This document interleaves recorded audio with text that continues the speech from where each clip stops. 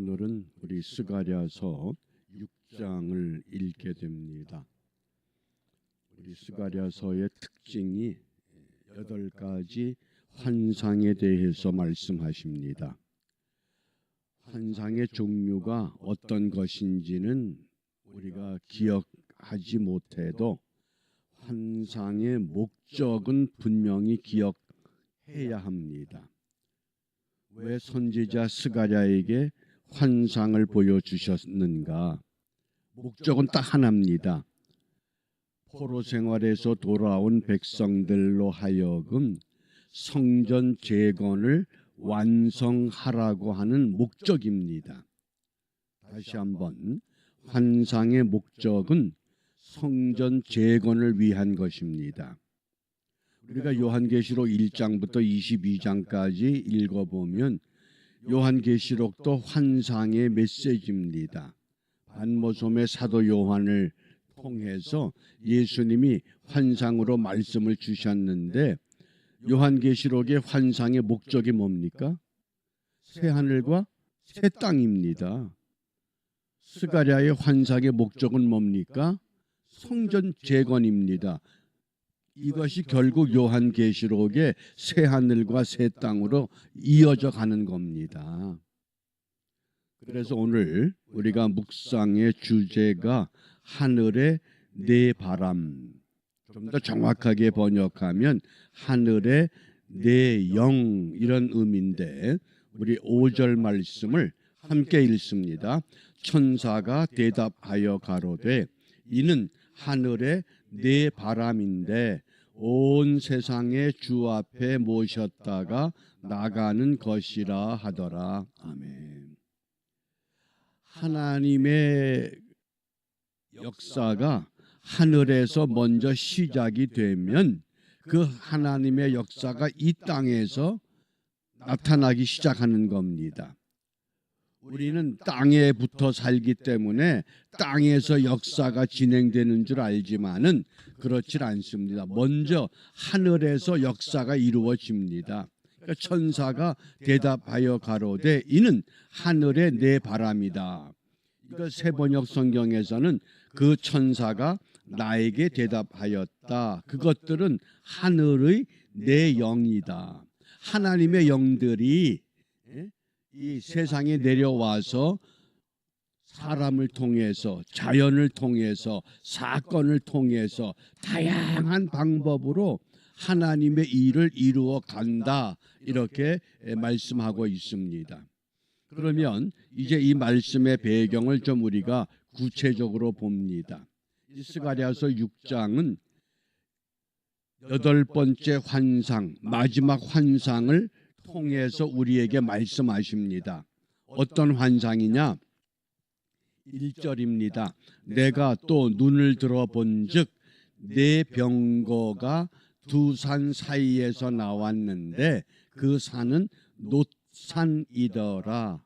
놋산, 내 병거. 병거가 뭡니까? 말이 끄는 마차죠. 전쟁터에서 사용하는.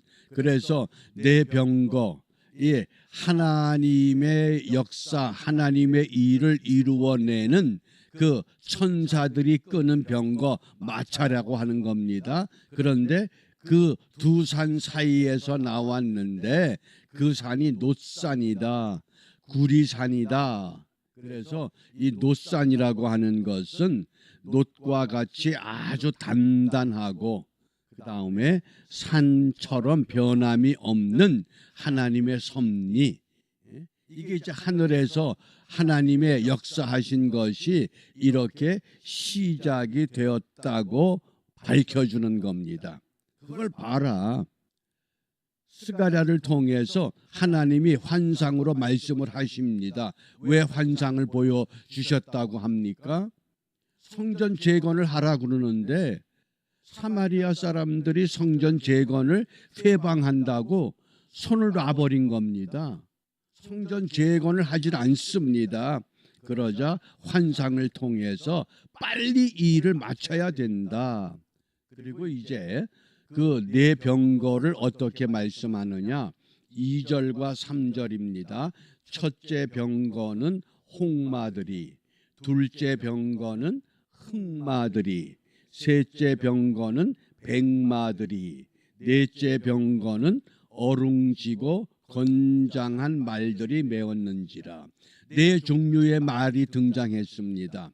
홍마, 붉은 말, 흑마, 검은 말, 백마, 흰 말, 어룽지고 건강, 얼룩달룩한 말.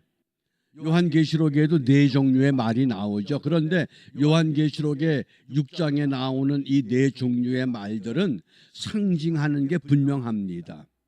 흰 말은 승리, 붉은 말은 전쟁, 검은 말은 기근과 재앙, 청황색 말은 죽음.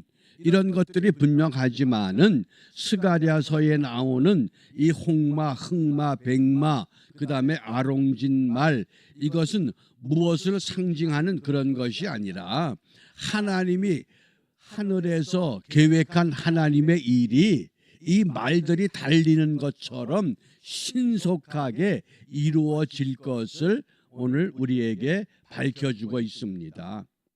그것이 계시록의 말과 큰 차이점입니다. 그래서 이 말들이 어떻게 진행을 하느냐, 6절입니다. 흑마, 검은 말은 어디로 갑니까? 북편 땅으로, 이스라엘을 중심으로 북쪽은 바벨론. 그래서 그 아수르가 이스라엘을 무너뜨렸고 바벨론이 유다를 무너뜨렸습니다. 그러니까 이 검은 말이 바벨론 땅으로 가는 겁니다. 그 다음에 백마, 흰 말이 그 뒤를 따른다. 그리고 어룽진 말은 남편 땅으로 간다. 남쪽은 애굽 땅을 말하는 겁니다. 이스라엘을 괴롭혔던 주변 나라 바벨론과 애굽, 그것을 하나님의 그 강력한 힘이, 흑마가 백마가 얼룩달룩한 이 어룽진 말들이 그들을 향해서 이제 나갑니다. 그 다음에 7절입니다. 그리고 건장한 말은 나가서 땅에 두루 다니고자 하니 그가 이르되 너희는 여기서 나가서 땅에 두루 다니라 하매 곧 땅에 두루 다니라.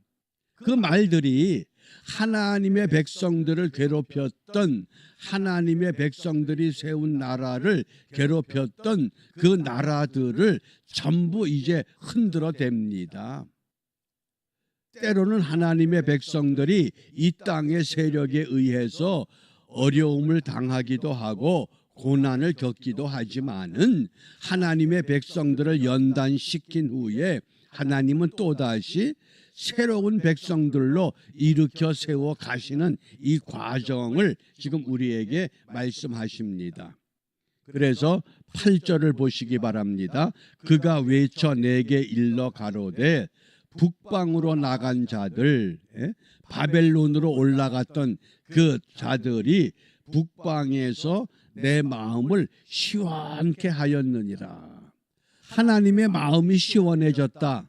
무슨 말씀입니까?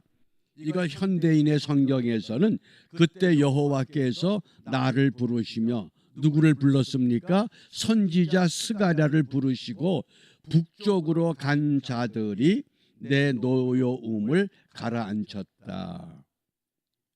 유다를 망하게 했던 바벨론의 세력들, 그들을 북방으로 올라갔던 말들, 북편으로 올라간 말들, 북편으로 올라간 말이 어떤 말입니까? 검은 말. 그 검은 말을 탔던 그 천사들이 바벨론을 무너뜨렸다. 바벨론을 누가 무너뜨렸습니까? 바사, 페르시아가. 그래서 하나님이 그래, 유다가 무너질 때 하나님의 마음이 아팠지만은 그 유다를 무너뜨린 바벨론을 바사가 다시 무너뜨릴 때 하나님의 마음이 시원해지셨다. 내 노여움이 가라앉히셨다. 이 땅에서 믿음의 사람들이 세상 권력에 의해서, 세상 사람들에 의해서 조롱받고 천대받을 때 누가 가장 괴로워하겠습니까? 하나님이 괴로워하십니다. 그 하나님이 괴로워하시다가 결국은 어떻게 합니까? 하늘에 이 천사들, 이 말들, 병거들을 보내서 이 땅의 모든 사악한 것들을 해결해 주시겠다고 하는 이 약속입니다. 그래서 9절과 10절입니다. 여호와의 말씀이 내게 임하여 이르시되, 이제 환상은 끝이 났습니다. 8가지 환상은 완전히 끝을 맺고 다시 하나님의 말씀이 선지자에게 임하기 시작하는데 무엇을 말씀하십니까? 여호와의 말씀이 내게 임하여 이르시되, 사로잡힌 자 중 바벨론에서부터 돌아온 헬데와 도비야와 여다야가 스바냐의 아들 요시야의 집에 들었나니. 바벨론 포로에서 돌아온 사람들, 포로에서 모두 다 돌아온 것이 아니라 1차 귀환, 2차 귀환, 3차 귀환 이렇게 돌아오기 시작합니다. 그런데 그들이 너는 이 날에 그 집에 들어가서 그들에게서 취하되, 포로에서 돌아오는 사람들이 뭘 가지고 왔습니다. 무엇을 가지고 오느냐? 그들이 가지고 오는 것들이 은과 금을 취하여, 포로에서 돌아오는 사람들이 그 바벨론 땅에서 자기들이 모았던 재물, 은과 금을 가지고 올 때에 자기들 것도 가져오지만은 아직 포로에서 귀환하지 못하는 백성들이 예루살렘 성전을 재건한데 그 소식을 듣습니다. 그리고는 그들이, 자, 우리도 힘을 보탰게 우리 금도 가져가시오, 우리 은도 가져가시오.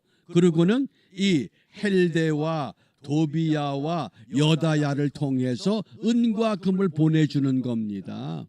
협력해서 성전 재건의 일을 함께 이루어 내고 있다는 뜻입니다. 그래서 은과 금을 취하여 면류관을 만들어 여호사닥의 아들 대제사장 여호수아의 머리에 씌우고, 얼마나 아름답습니까? 성전 재건이 이제 이루어지죠.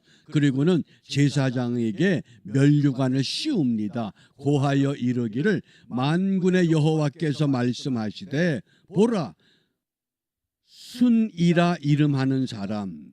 이 순은 뭡니까? 새 싹을 말합니다. 새로운 싹이 일어날 것이다.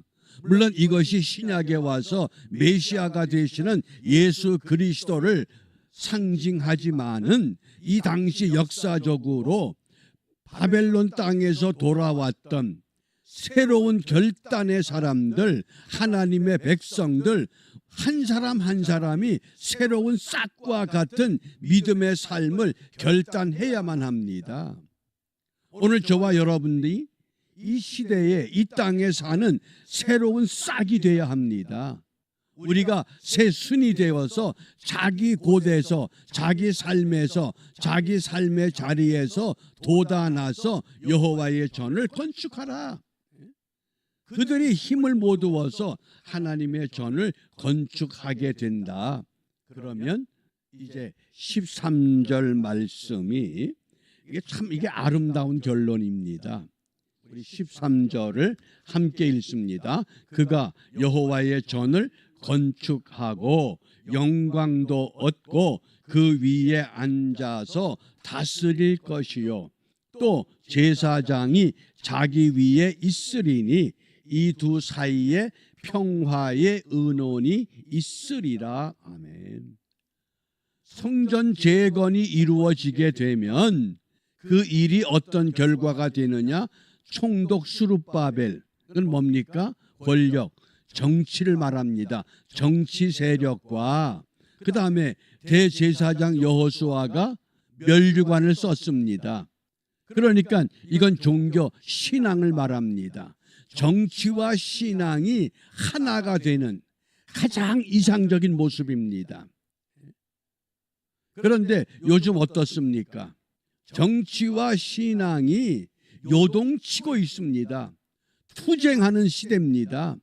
서로 싸우고 격돌하는 그런 시대입니다. 그러나 하나님이 원하시는 것은 너희들이 바벨론 포로에서 돌아와서 환상을 통해서 성전 재건을 이루는데, 성전 재건만 이루는 것이 아니라 그 성전을 통해서 정치도 안정이 되고 신앙도 안정이 돼야 된다. 이걸 강조한 겁니다. 무엇을 통해서? 환상을 통해서. 그러니까 우리가 하나님을 믿는다고 하는 그 믿음이 뭡니까? 하나님이 나를 통해서 무엇을 하신다, 그걸 믿는 것이 아니라 나는 부족하고 나는 죄인이지만은 하나님이 우리를 사용하셔서 하나님의 무한한 가능성을 이루어 가도록 나를 하나님께 맡기는 것, 그것이 하나님을 믿는 참된 믿음의 모습이라고 하겠습니다. 그러므로 우리가 온전히 하나님께 우리를 맡겨야만 합니다. 어떤 건 맡기고, 어려운 건 맡기고, 불편한 건 맡기고, 좋은 건 내가 즐기는 것, 그거 아닙니다. 모든 것, 좋은 것도 나쁜 것도 힘든 것도 어려운 것도 모든 것을 하나님께 맡길 때에, 오늘 스가랴 선지자를 통해서 왜 너희들이 성전 재건에 힘을 쏟지 않느냐, 그리고 그 환상을 통해서 성전 재건을 이루게 하시고, 성전 재건이 솔로몬 성전처럼 화려하고 아름다운 그것이 아닐지라도 내가 너희와 함께 한다. 그리고 정치와 이 신앙이, 권력과 신앙이 온전히 화합해서 하나님의 평화를 이 땅에 이루어야 한다. 그것이 교회가 갖는, 우리 믿음의 사람들이 갖추어야 할 신앙의 자세라고 하는 것을 말씀하십니다. 그래서 오늘 우리 무엇을 기도하느냐? 로마서 12장 18절에 할 수 있거든 너희로서는 모든 사람으로 더불어 평화하라. 평화를 할 수 있는 사람과 평화하려는 겁니다. 잘못된 사람을 붙들어다가 평화할 수는 없습니다. 그러니까 악은 분명히 제거해야 됩니다. 그러므로 우리가 온 땅에 하늘의 평화를 이루어내기 위해서 먼저 우리 거룩한 가족으로 다듬어져야 됩니다. 거룩한 교회로 세워져야 됩니다. 이것이 확산되면 거룩한 세상으로 바뀌어질 것이라는 우리가 소망을 갖고, 오늘도 먼저 내 안에 주님이 좌정하셔서 참 평화를 회복하고, 그 평화가 나와 더불어서 가족들과 교회와 세상을 향해서 물결쳐 나가는 이 작은 파동이 온 누리에 번져나가는 이 은혜를 함께 경주하며 그 은혜를 즐기는 은총의 하루가 되시기를 바랍니다. 기도하겠습니다. 자비로우신 아버지 하나님, 사람들은 눈에 보이는 것밖엔 볼 수 없습니다. 그러나 하나님은 이미 그 높은 하늘에서 이 땅의 모든 역사를 주관하시고 진행하고 계십니다. 비옵기는 우리의 좁은 눈으로 땅의 것만 보는 어리석은 저희들 되지 않고 하늘의 신령한 것까지도 바라보며 하나님의 뜻을 쫓아 오늘도 이 땅에서 참된 평화, 참된 기쁨 누리며 살아가는 우리 모두가 되도록 인도하여 주시고, 이러한 기쁨과 평화가 우리 안에서 머무는 것이 아니라 우리 가족들, 또 우리 교회, 이 땅의 모든 사람들에게까지 전염되어 세상을 복음의 땅으로, 믿음의 땅으로 변화시키는 승리의 삶을 이루는 우리 모두가 되도록 축복하여 주시옵소서. 예수님 이름으로 기도합니다. 아멘.